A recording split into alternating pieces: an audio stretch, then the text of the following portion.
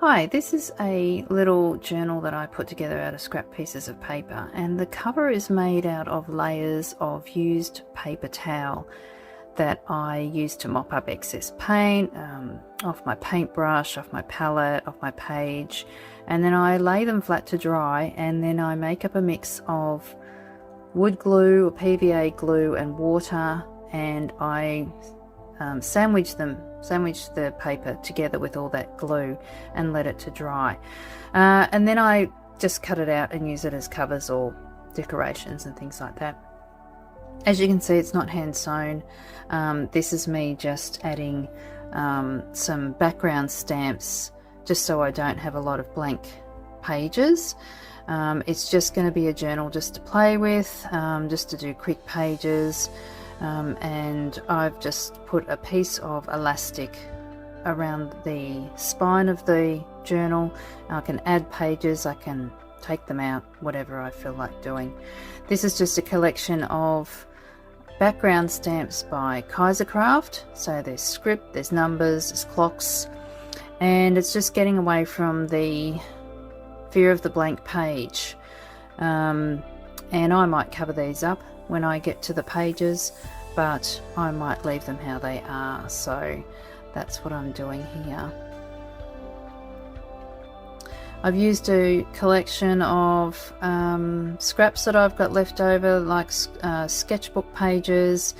I put butcher's paper under my work surfaces, and from time to time I'll change them over to clean surfaces. As you can see, I need to do that this time, but I haven't done it yet.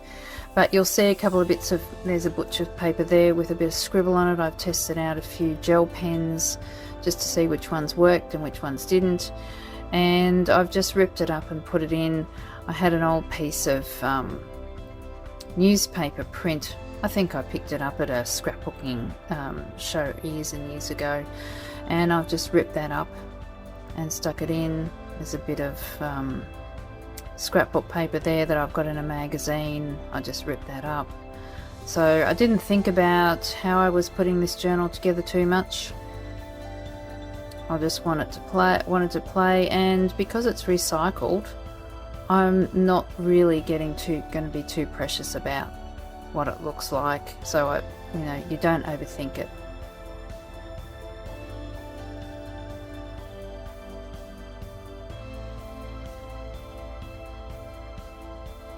Just stamping randomly. I'm using an archival ink pad. I find the archival inks quite juicy, and they really serve my purpose well for stamping with the black. So now I'm just randomly picking a page. I'm not doing it in order. Usually I do my journals in order, and I sort of get a little bit, I do get too precious about them if I'm following on like a challenge. And so I thought this journal I would just randomly pick pages. Now the colours that I've got out are Atelier Free Flow paints, and I've got out a Paynes grey, which I've just started using here, and I've got Cobalt Turquoise Light, I've got Scarlet, which is cadmium red, and I've picked out white. So I've just got a scrubby brush. I think this is a Dana Wakley, one of her sets of mixed media brushes, which unfortunately I can't get here anymore in Australia, and I absolutely love them, so I'm hoping that they'll bring them out again. But I love these brushes because they retain their shape, and you can just treat them pretty harsh, and yeah, it's really good for spreading paint like this and scrubbing in. I like these Atelier Free Flow paints because they're quite fluid. I don't usually, like in this instance, I don't have to add water to sort of spread them a bit. They're not too gluggy. There I've just dipped it because I thought maybe I might like to run the paint a little bit. They're really good for sort of giving floaty, using the floaty techniques as well if you want a bit of a watercolory glaze, but they're very vibrant, so I'm just rubbing out there some colour that went into the page, another page. Not being too bothered about it because, you know, when I turn to that other page I could just paint over it. I haven't gessoed these pages. and I'm finding that they sort of are standing up a bit to the water, so this is a bit of an experiment. I like to do that in my journal sometimes, just experiment with different things, how much water a page can handle. At the moment I'm just trying to get some colour down. I've got a piece of sequin waste here and a makeup sponge, and I'm just sponging through some white. At the moment I'm just getting some layers on. I did this quite just practicing mindfulness, so I just had no background music when I was doing this page.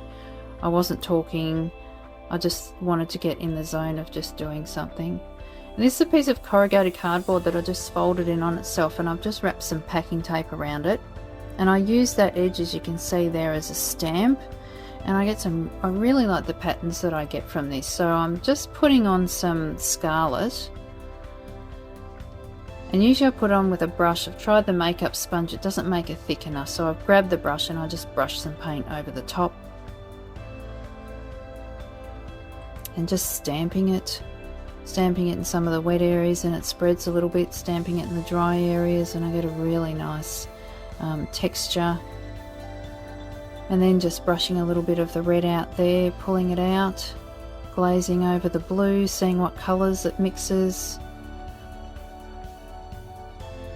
picking up a bit more red and putting it into the background, just lightly brushing over the area that I've stenciled through the sequin waste, so I sort of get a nice little blush glaze over the top of those white dots. And it does make a nice muted colour with the Paynes grey. And I like always using my finger. Somewhere in the pages that I do in my journal, I always try and do a little bit of finger painting. It's just very sensory to me, textural.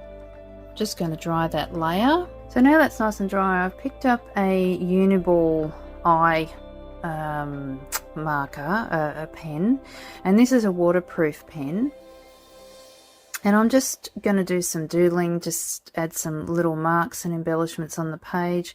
I started doing little circles in the white stenciled areas, and then I just wanted to do some journaling in the lighter half of that page. So this page was for the new moon, December, and I just thought I wanted to do some journaling about new moon intentions, and I haven't kept up my new moon intentions practice, so I'm sort of just getting myself back in the mood and just writing a few things that I want to come out of this next moon cycle.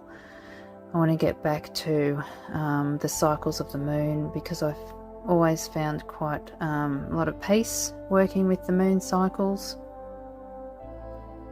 Just adding some words in the background. It's not so anybody else can read them, it's just for me, and I find this is a good way of putting some energy into the page. And sometimes too, where I'm halfway through painting and I want to keep going with the page, but I'm not sure where to go next, I actually do some journaling, and it gives me a little bit of a pause, and usually then I get a strike of inspiration and start moving on to the next section. So I'm just writing all these words, just running in together. As I say, it's not for anybody else to read.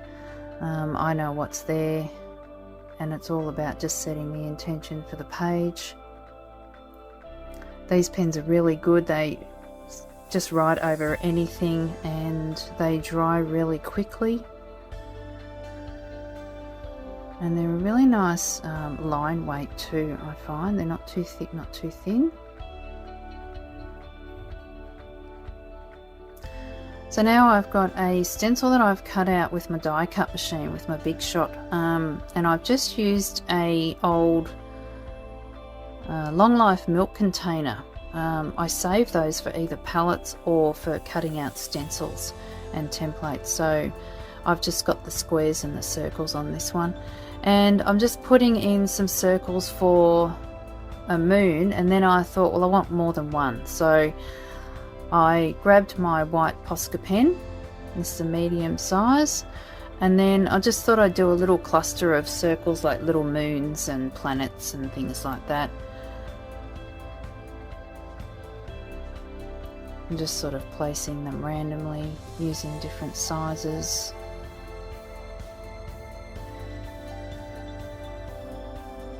I'm just sort of trying to get a feel for where I want to go with this page.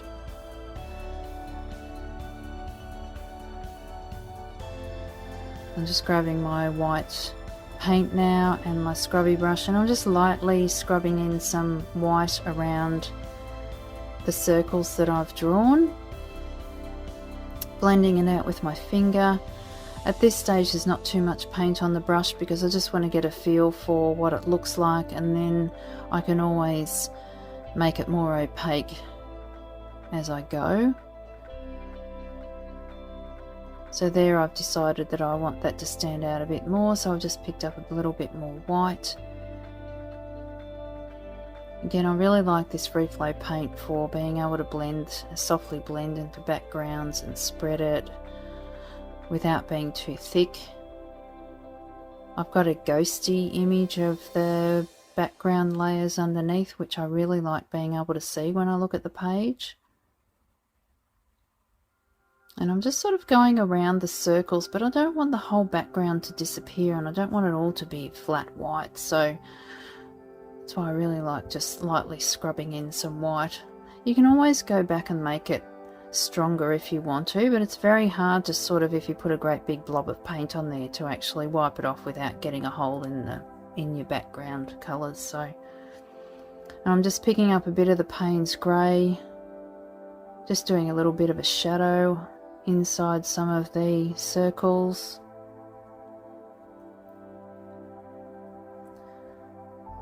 Just want to get a little bit of shape and depth to those circles. Picking up the Cobalt Turquoise Light, one of my favourite colours. I think it probably is my favourite colour in this range. I seem to want to bring it into my paintings at some stage, even if it's just little dots or lines. But this is a really nice glazed colour over the top, even though it's an opaque colour in the bottle. It's not very transparent, but again, with these thin paints you can sort of glaze a little bit with it without it going muddy. And I just want to bring the red back as just a little bit of a contrast. I thought I might put a little heart in there somewhere, but then I decided against it. So I've just got a little liner brush. It's very thin, I think it's a 00 size. And I'm just experimenting now with where to bring this red in for pops of colour. I'm just doing a line around part of the circle on the right hand side. I've got the shadow on the left, and I'm just sort of experimenting as to how we can make that pop without overtaking the circles altogether.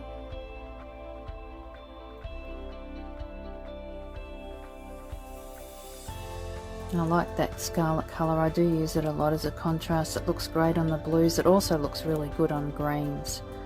Now I've just picked up a bit of paint, and I've got the brush lying horizontal to the page. So if you can see, I'm just lightly like scrubbing it, not scrubbing, but rubbing it down the page, and I'm just trying to pick up a little bit of texture. So I'm not pressing really hard, I'm just sort of lightly touching the page, and because the brush is on its side, I'm not getting lines, I'm just trying to pick up a little bit of texture from underneath, and it keeps that grungy look that I've got going in this page. Adding a little bit of interest and texture to the background.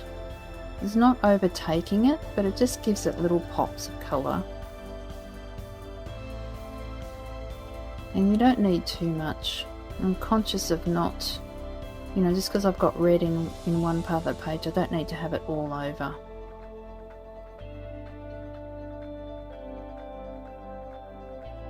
So I'm picking up some Cobalt Turquoise Light again, and I'm just adding that. Same sort of thing, just lightly scrubbing. You can't really see here that makes a lot of difference, but up close you can see it. When it dries it'll be more noticeable. Just adding another line to that side. I just decided I just wanted to soften it a little bit, just doing a few little scribble lines and just tapping it out with my finger.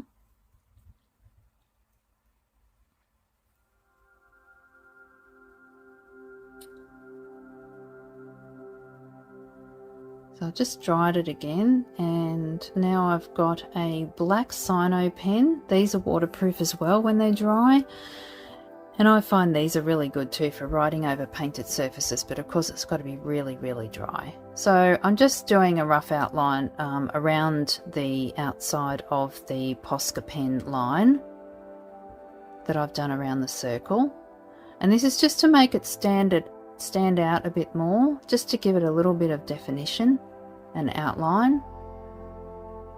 And I'm quite shaky on my hand. I'm not really bothered about that because I just want it to look a bit more organic. I don't need it to be perfect. You could actually use the cutout circles of when you make the stencil. You keep the circles that actually come out of the die cut machine, and you could lay those over the top and draw a circle around the outside of the circle if you want to, but I'm not being that particular about this. The rest of the page is quite organic and grungy, and I'm happy for my lines to be that way too. Just sort of wondering whether I put some more in the background, but I'm quite happy how it is there.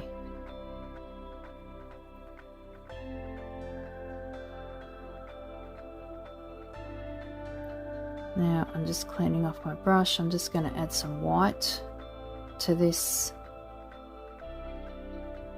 corrugated cardboard stamp. I probably need to make a new one because it's getting quite full of dried paint. But as you can see, it just gives a really nice texture without being too much. Just adding a little bit more white to tone down some areas that I just think needs a bit of softening. Just got to be careful about the other colours that I've got on my finger, because it does come through with the paint. It reactivates them and can make them a little bit muddy. So I'm just bringing out a few little highlight areas. Just trying to make it a little bit more cohesive now without losing everything in the background. Picking up a little bit of the Cobalt Turquoise light again, and over the white it really pops. And just gives that nice fresh blue. And I like it as a contrast over the more muted Paynes grey.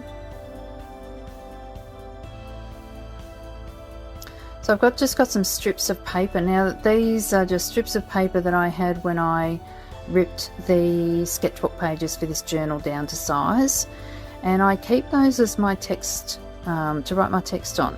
So I've just got the Uniball pen there, and I'm just going to write the words that I want to have on this page.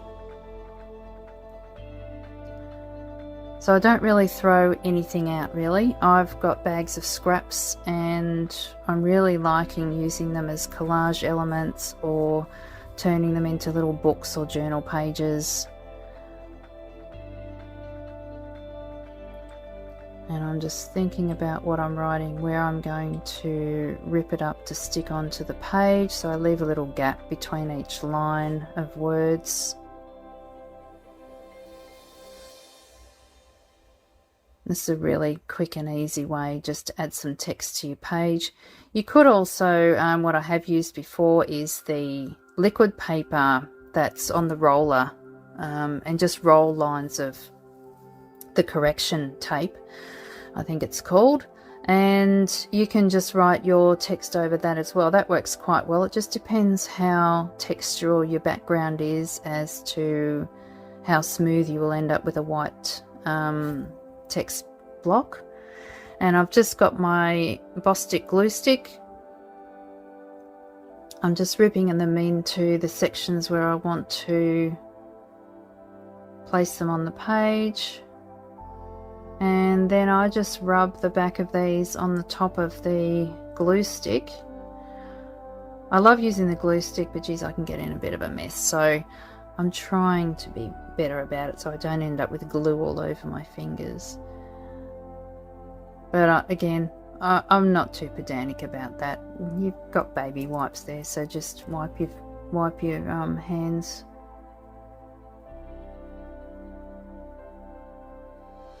I'm just placing the text down, sort of random. I'm trying to tie the two pages together so that there's not just text all on one side of the page, so that it looks all part of one spread.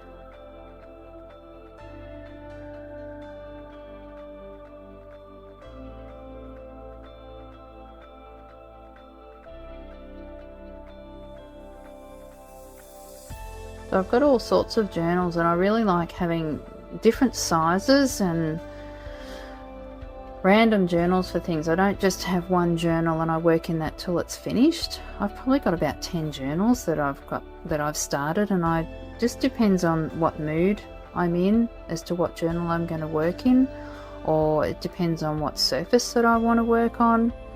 It also depends on if I'm traveling. Sometimes if I'm sitting in the car waiting, you know, for something, or in a waiting room, I'll have a really little journal like a mini moldy diary, or I could take this with me, and on the painted backgrounds I can just do some doodling. So I've got different sized journals. Now I'm just picking up a coloured pencil. I think this is a polychromos, probably Paynes grey. I didn't look at the colour. It doesn't really matter, I just want to get a shadow line. So it's just a normal coloured pencil, not water soluble. And I'm just sort of doing a shadow line on the left hand side and underneath the text block, and then just doing a light line on the top if it needs it. And I think that just makes it stand out. I'm not worried about smudging it or anything like that. So that's my page, pretty quick and easy. Very, very relaxing this one was. So I hope you enjoyed that. And yeah, come and follow me on Instagram, sign up for my updates on there, and Facebook, because I put out you know, videos halfway done and pages, progress shots. So yeah, thanks for watching, and I'll see you soon.